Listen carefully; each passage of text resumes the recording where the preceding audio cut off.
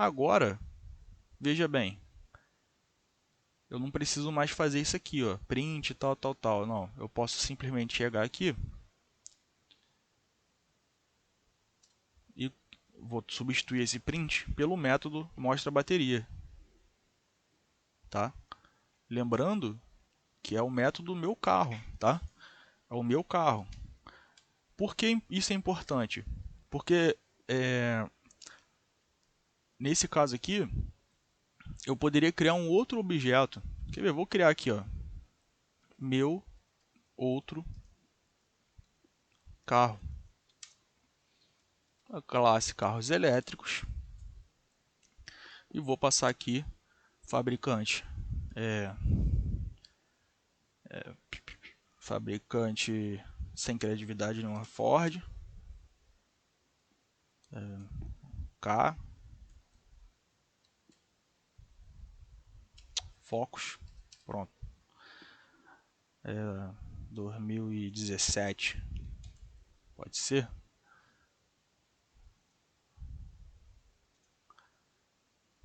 Então eu tenho o meu carro e tenho meu outro carro. Então o meu carro, bateria, ponto. E aí eu posso chamar aqui, ó, o método mostra bateria. Beleza? E novamente eu vou chamar aqui o método mostra bateria para a gente ver que realmente isso foi alterado. Ó. Mostra bateria. E eu vou fazer a mesma coisa com o meu outro carro. Eu só vou copiar, colar aqui embaixo e aqui eu vou chamar de meu outro carro.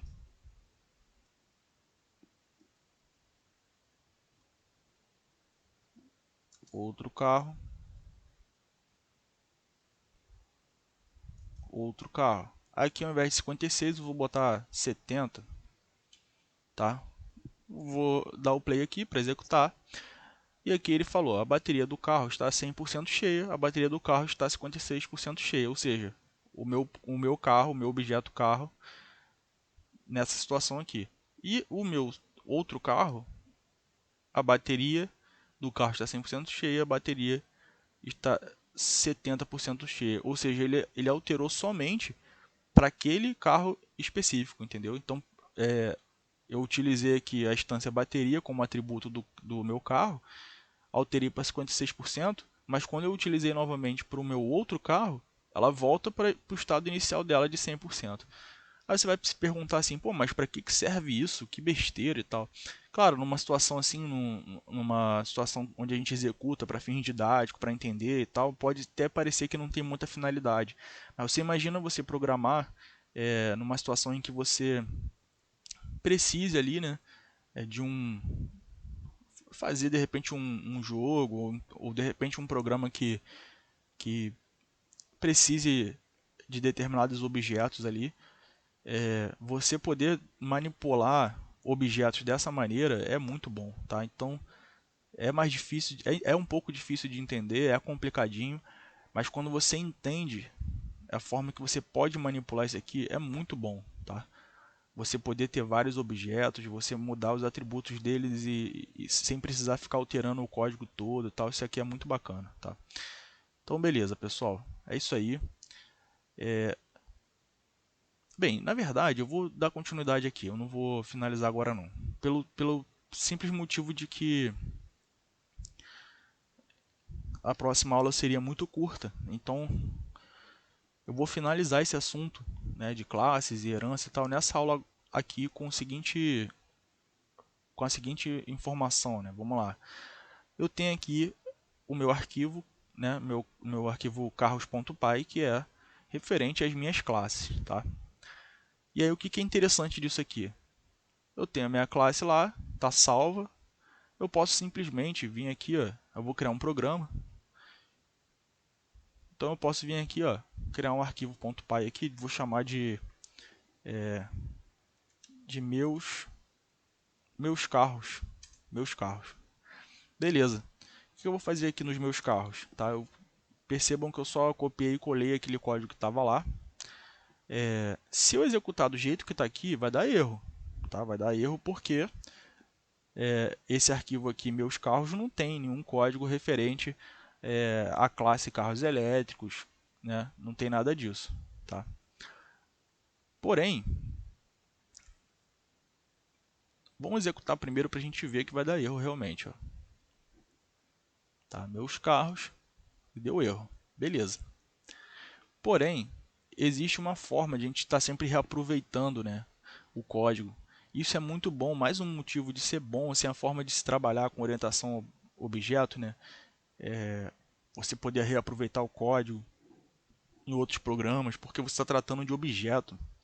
Você está tratando de um objeto que ele pode existir em outros programas, tá? Um carro ele pode existir tanto num programa, tanto um exemplo, né, um jogo de corrida, quanto num jogo de tiro. Tá? O carro ele pode existir tanto num jogo de corrida e de tiro, como num jogo de apocalipse zumbi. Então, assim, você pode reaproveitar esse objeto em várias situações. Tá? Claro, nesse caso aqui a gente está tratando só de string e tal, ele está mostrando informações na tela. Então, por exemplo, numa classe onde você utilizaria de repente para um jogo, alguma coisa, ao invés de você, por exemplo, incrementa, cadê não?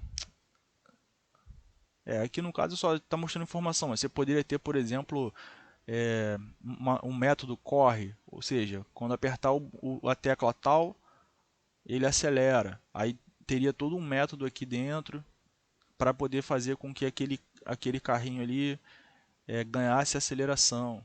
Entendeu? Então, assim, a gente está vendo aqui só informação sendo printada na tela, mas existe muito mais coisa além, né?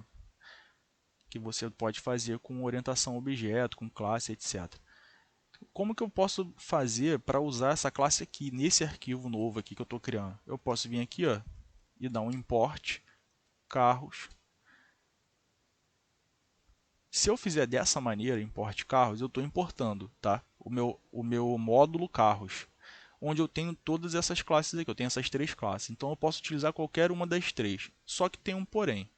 Sempre que eu for utilizar, eu tenho que colocar carros ponto na frente. Então, ó, pode ver que ela acendeu. Então, aqui eu tenho carros, ponto, e aí eu chamo a classe que eu quero. Tá? Não muda praticamente nada. Carros, ponto, chama a classe que eu quero. Beleza. Deixa eu ver se assim já funciona. Ó, funcionou, tá? Então, basta colocar carros, ponto ali, vai funcionar. Eu posso também fazer da seguinte maneira. Eu posso ver qual é a classe que eu estou utilizando. Eu estou utilizando aqui só a classe carros elétricos. Não estou utilizando a classe bateria, apesar de ela aparecer aqui, mas ela está sendo chamada aqui pela classe carros elétricos. E também não estou utilizando a classe carros, que é a classe pai. Tá? Eu estou utilizando a classe filha carros elétricos. Então eu posso simplesmente, digamos que eu tenho um módulo com muitas e muitas classes. E aí, se eu importar o módulo inteiro, eu posso deixar meu programa mais pesado. A forma de importar o módulo, a forma mais inteligente, pelo menos que eu acho, né, de importar as classes que eu vou utilizar é dessa forma aqui. À medida que eu vou escrevendo o programa, eu venho aqui e importo somente aquela classe que me interessa. Então, eu escrevo a palavra from, né, de carros, ou seja, do módulo carros, import, e aí eu coloco o nome da classe, carros. Ele está me apresentando duas classes aqui, né, carros elétricos, beleza. Nesse caso aqui, eu não preciso colocar o carros ponto na frente, ó. Basta eu tirar aqui, beleza? Porque eu já importei carros elétricos. Então ele sabe que é como se eu tivesse escrito carros elétricos, aquela classe, dentro desse mesmo arquivo aqui. Tá? Dessa forma eu não preciso indicar qual classe eu vou utilizar. Beleza? Beleza, vamos lá. Outra forma também de fazer isso, né, é dessa forma aqui. Ó. Eu posso simplesmente botar um asterisco aqui na frente. O que mudou aqui no meu arquivo, aqui no meu código? Não mudou nada. Tá? Eu não precisei botar o carro ponto aqui na frente, não precisei fazer nada disso. Por quê? Eu estou importando a classe também, a classe carro elétrico está sendo importada. Porém, nesse caso aqui, o asterisco representa tudo. Então eu estou importando todas as classes desse módulo. é praticamente um import de carros, né? Só que eu estou importando classe a classe. Por isso eu não preciso botar aqui carros, ponto e tal, tal, tal. Isso é bom e é ruim ao mesmo tempo, né? É bom porque eu não preciso digitar o carros, ponto e tal. E ruim porque ele importa todas as classes, até as que eu não vou utilizar. Então, para mim, não vale a pena. Eu prefiro fazer dessa forma. Eu acho a mais inteligente. É você simplesmente importar a classe que você vai usar, tá? Claro que em algumas situações, por exemplo, a gente vai trabalhar com nas próximas, não nessa agora, né? Mas daqui umas 3 aulas mais ou menos, a gente vai começar a trabalhar com. Ó, eu vou executar aqui só para a gente ver que está funcionando. A gente vai começar a trabalhar com interface gráfica. Então, para ficar mais fácil de entender, mais didático, por exemplo, import tkinter, que é o nome da classe lá, nome do módulo, entendeu? Beleza. Ou então, from tkinter import tudo, né, que é o asterisco.